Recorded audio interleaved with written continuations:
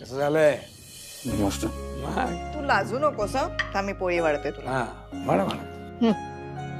अहो बस झालंय माझं. तूच सांग याला. अरे जेव ना व्यवस्थित. मी व्यवस्थितच जेवतोय. सुमन तुम्ही वाढा ना. तुम्ही काय चाललंय तुमचं? वेदांत, आणि आता हे तुमचंच घर आहे. जाऊयात तुम्ही या घरचे. लाजायचं नाही अजिबात. नाही अण्णा, मी लाजत नाहीये. बरं, मी काय म्हणत होतो, आता विक्रांत आणि आरतीच्या लग्नाबरोबरच तुमचा साखरपुडाही 16 तारखेला होतोय.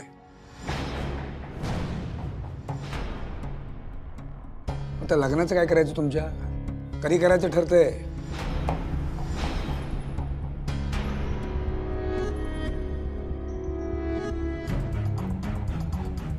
अण्णा आपण आधी ताईच्या लग्नाचं बघूयात ना. ताईचं लग्न आधी आहे ना. तिच्या लग्नाची सगळी तयारी झालेली आहे. तुमच्या लग्नाचं काय ते सांगा. काय करायचंय? अहो लग्नाचं राहू द्या.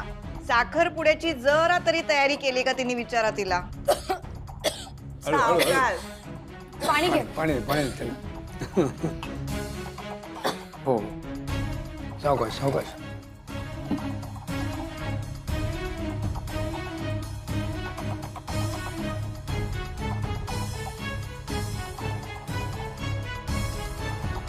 ताई आद्या बहिणीचा कॉल आला होता ना. काय म्हणाली ती? हो, आद्या वहिनीचा फोन आला होता मला. तिने सगळा प्लॅन सांगितलाय. 14ला हळद, 15ला संगीत आणि 16ला लग्न. सगळं फिक्स आहे. फक्त लग्न नाही, यांचा साखरपुडा सुद्धा आहे. हो हो आई. वेदांत, काय चाललंय तुमचं? जावई बाबू, लक्ष नाही तुमचं जेवणामध्ये? आहे, मी जेवतोय. हा, तुला आवडलं नाहीये का? हो चांगलंय, मी बोललो ना, मस्त झालंय. बरं मी काय म्हणतोय, पुढचं सरप्राईज आता एवढ्यात नको हं? लग्नानंतर.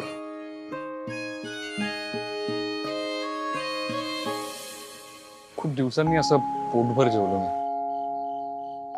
छान जेवण करते तुझी आई. मग शेवटी आई कोणाची? अमूल्य, तुला येतो का ग स्वयंपाक करायला? तुला काय करायचं?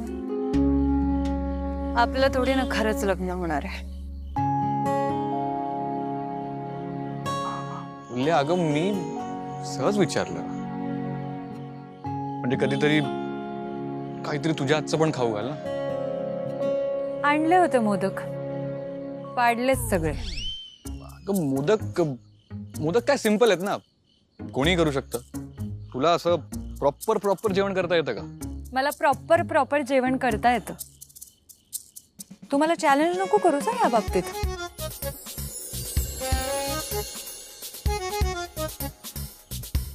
वेदांत, तुला खरंच तुझ्या बाबांची खूप आठवण येते ना?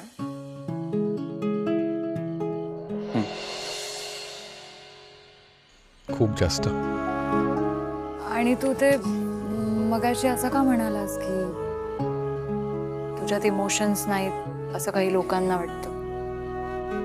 खरंच आहे ना ते. म्हणजे लोकांना वाटतं मी कोडगा आहे. इव्हन तुलाही. अरे पण ते खूप पूर्वी, जेव्हा आपण एकमेकांना ओळखत नव्हतो. मग जसं मी तुला ओळखायला लागले तसं मला कळत गेलं तू खूप इमोशनल आहेस. फक्त तुला व्यक्त नाही होत आहेत. आणि मला सांग वेदांत, जर तुझ्यात इमोशन्स नसते तर आज तुझ्या डोळ्यात पाणी आलंच नसतं. बरं, उद्या येणारच ना ऑफिसला? माहिती नाही. माहिती नाही म्हणजे? अरे म्हणजे अण्णांना विचारायला हवं ना. आणि ताई आणि विक्रांतचं लग्न खूप जवळ आलंय रे. खूप तयारी बाकी आहे. आईला सुद्धा मदत करायची. त्याच दिवशी आपला साखरपुडा. वेदांत, मी उद्या येते ऑफिसला. मला तुझ्याशी महत्वाचं बोलायचं. कशाबद्दल? आपल्या साखरपुड्याबद्दल. म्हणजे मग आत्ताच बोल ना. अरे नाही, आत्ता नको. आत्ता खूप उशीर झालाय. आत्ता तू जा, उद्या ऑफिसमध्ये बोलूया. तर मग मुलींचा ना हाच प्रॉब्लेम आहे. जर बोलायचं नव्हतं मग का सांगितलंस की मला तुझ्याशी बोलायचंय? अरे पण आता खूप उशीर झालाय वेदांत. मी सांगितलं ना तुला साखरपुड्याबद्दल बोलायचं. उद्या बोलूयात ऑफिसमध्ये. ठीक आहे. Good night. Good night.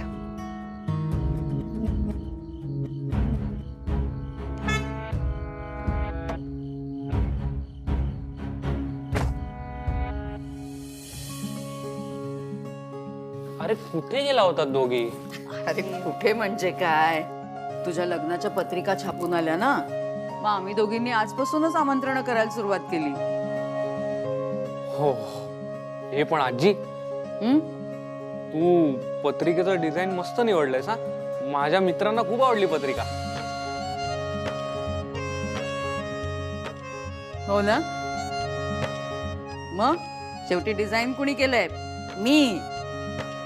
पण आजी, म्हणजे माझं लग्न आणि दादाचा साखरपुडा एकाच मांडवात होतोय. पण मग पत्रिकेमध्ये दादाच्या साखरपुड्याचा काही उल्लेख सुद्धा का नाहीये? ते एक सरप्राईज आहे. अरे बापरे. अरे मी कामाची यादी केली होती, त्यातलं काही राहिलंय का जरा बघते. हा, दागिने झाले, खरेदी झाली, लग्नाचं जेवणाचा मेनू ठरला. हो ना. संगीत. विक्रांत, मला एक सांग, तुझ्या संगीतला तू कुठल्या गाण्यावर डान्स करणार आहेस? काही ठरवलंयस? अजून नाही ठरलं. अजून वेळच मिळत नाही ना. हे पण आजी, तू डान्स करणार आहेस ना? अरे म्हणजे काय, मी तर गाणं सुद्धा ठरवून ठेवलंय. वा. नूतन, तू कुठल्या गाण्यावर डान्स करणार आहेस? तू काही ठरवलंयस? बघते मी. अगं हे बघ, तुला नाच करावाच लागेल. तुझ्या मुलाचं लग्न आहे म्हटलं ना. बघते. नाही माझ्या डोक्यात काहीतरी. आता बघच तू, मी नाचते का इतरांना नाचवते हे कळेलच सगळ्यांना. मूल्या, काय ग, काय झालं? ताई, अरेंज मॅरेज कशी होत असतील ग? म्हणजे बघ ना, आई वडिलांना जो मुलगा आवडला त्याच्याशी लग्न करायचं. तो जसा आहे त्याला तसा स्वीकारून त्याच्यासोबत संसार करायचा. तू हे सगळं आता अचानक का बोलतेस? माझ्यासोबत पण तर तेच होतंय ना. मूल्या, आता माझ्याकडे कोणताच ऑप्शन उरलेला नाही. हे बघ, तू टेन्शन घेऊ नकोस. यातून काहीतरी मार्ग सापडेल आपल्याला. कधी? लग्न झाल्यानंतर? नाही माहित. मी पण खूप विचार केला. वेदांत बॉस म्हणून चांगला आहे, मित्र म्हणून सुद्धा खूप चांगला आहे. कर्तृत्ववान आहे, हँडसम आहे. पण लाईफ पार्टनर म्हणून मला नाही माहिती. मुळात आम्ही दोघं इतके वेगळे आहोत ना, आमचे स्वभाव इतके वेगळे आहेत की आमच्यात तो इमोशनल कनेक्टच नाहीये ग. किंवा ते म्हणतात ना, त्याला बघून माझ्या मनात घंटी वाजली, आजूबाजूला फुलपाखरं उडायला लागली. तसं काही मला वेदांसाठी कधी जाणवलंच नाही. मग आता आता काय, आलिया भोगासी असावे सादर. अरे दादा, काय करेक्ट वेळेला आलायस. आम्ही आता संगीत बद्दल डिस्कस करत होतो. तू डान्स करणार आहेस ना? नाही, मला नाही जमणार. अरे असं काय करतोस दादा? तुला आठवतंय ना 36 गुणी जोडी इव्हेंट मध्ये तू काय कमाल डान्स केला होतास?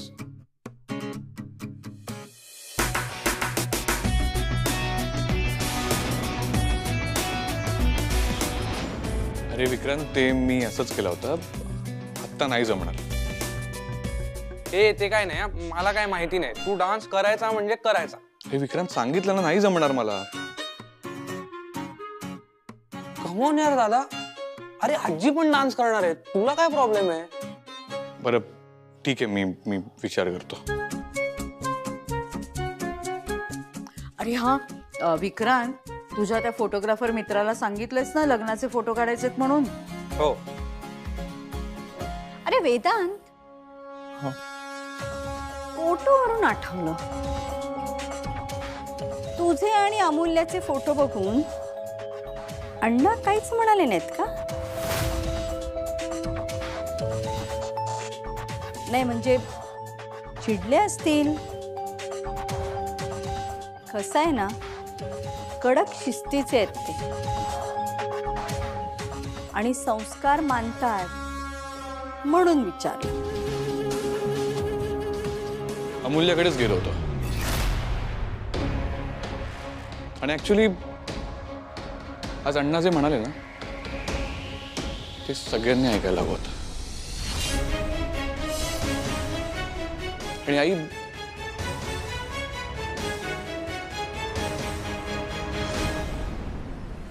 आज अण्णा बोलत असताना ना, मला बाबांची आठवण आली. अण्णा म्हणाले, ज्या घरात संवाद तुटतो ते घर सुद्धा तुटू लागतं.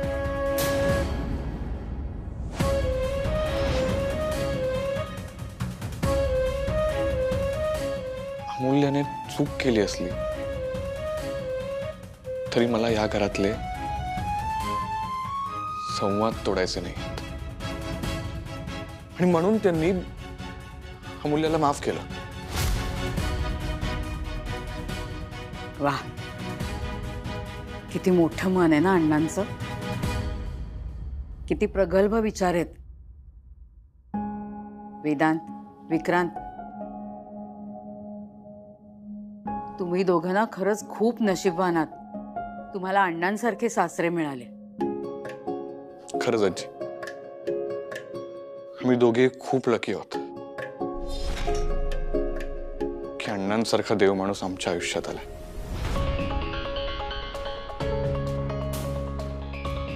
बरं, मी येतो फ्रेश होऊन.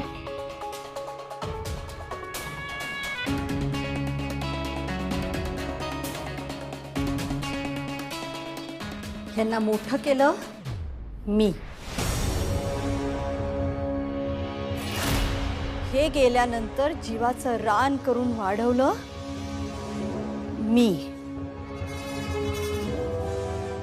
आणि यांच्यासाठी देव कोण? तर यांचे सासरे.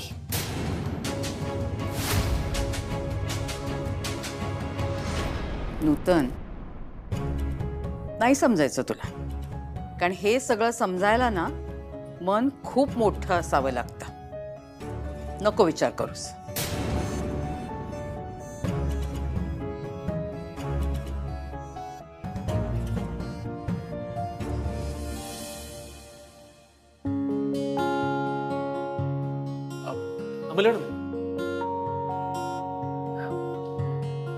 Good morning. Good morning Vijay. तुमच्याशी बोलायचं होतं. बोला. थोडं प्रायव्हेट होतं.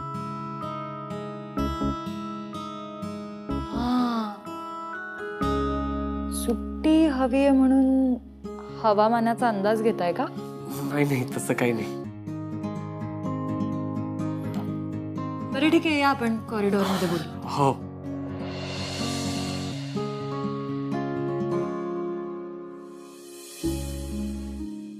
बोला. एक मिनिट हा. हे बघा.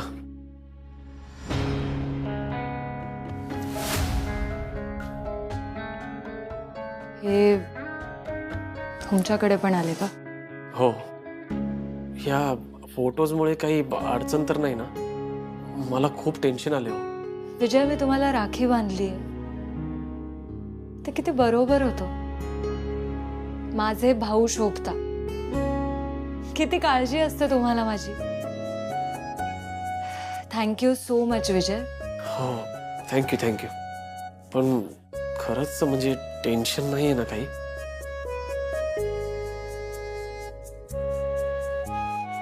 डोंगर कोसळला होता, पण अण्णांनी माफ केलं.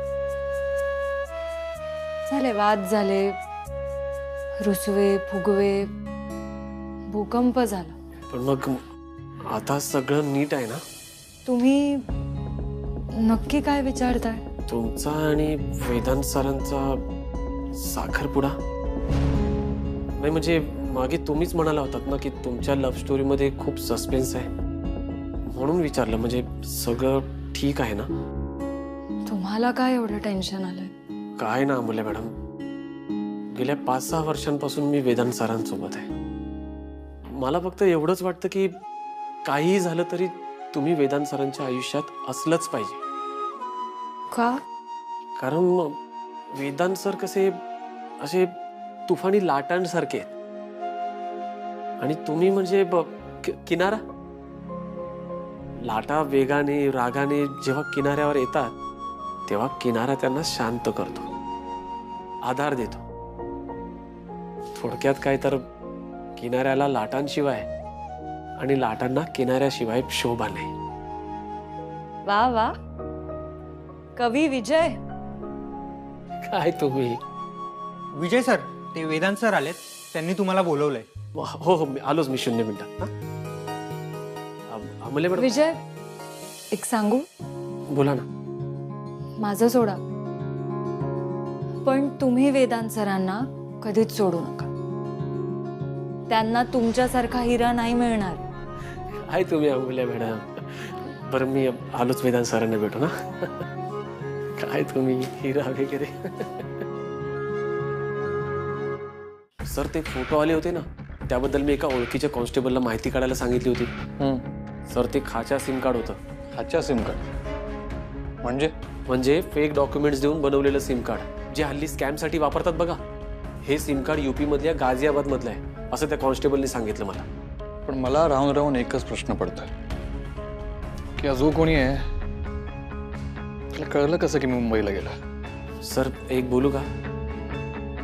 सर मला तर ना पुरुषोत्तम सरांवर डाऊट येतोय. पुरुषोत्तम? नाही, त्याला कसं कळेल मी मुंबईला गेलो? अरे कारण मी मुंबईला गेलोय ही गोष्ट फक्त तुला माहित होती. हो. इव्हन अमूल्याला पण माहित नव्हतं. मग त्याला कसं कळेल? आणि त्याने फोटोज अण्णांना पाठवलेत. म्हणजे या माणसाचा माझ्याशी काहीतरी संबंध असला पाहिजे. सर एक सांगू का, तुम्ही ते सोशल मीडियावर खूप फेमस झालायत ना, म्हणून कोणीतरी केलं असा पाहिजे. नाही विजय, कारण जर तसं असतं ना तर या माणसाने तुला आणि अण्णांना का पाठवले असते फोटोज? त्याने सोशल मीडियावर टाकले असते, मला टॅग केलं असतं. पण हे फोटोज अजून सोशल मीडियावर गेलेले नाही आहेत. याचा अर्थ काय माहितीये विजय? तो जो कोणी आहे त्याचा हेतू अण्णांना दुखवण्याचा होता. सो त्या माणसाला लवकरात लवकर शोधून काढावं लागेल. सर एक बोलू का? सर तुमचं आता लवकरच लग्न होणार आहे, तुम्ही कशाला उगाच यामध्ये पडताय? तू जेवढी मदत केलीस त्यासाठी थँक्यू, पण आता जातो. काय सर तुम्ही आता मला लाजवताय. बाहेर जाऊन लाज. हो.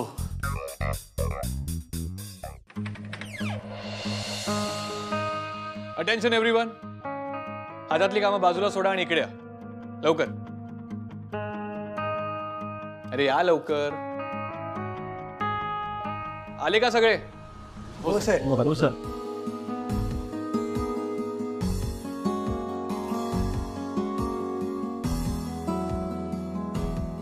सो येत्या 16 ऑक्टोबरला सगळ्यांना सुट्टी आहे.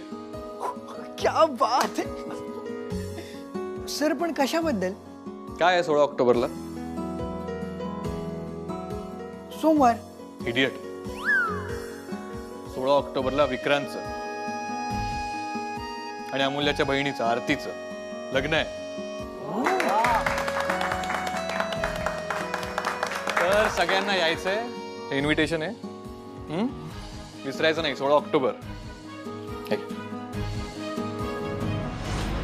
16 तारखेला तर अमूल्य मॅडम आणि वेदांत सरांचा पण साखरपुडा आहे. मग पत्रिकेवर काहीच कसं नाही लिहिलंय? सर तुमचं लग्न कधी आहे?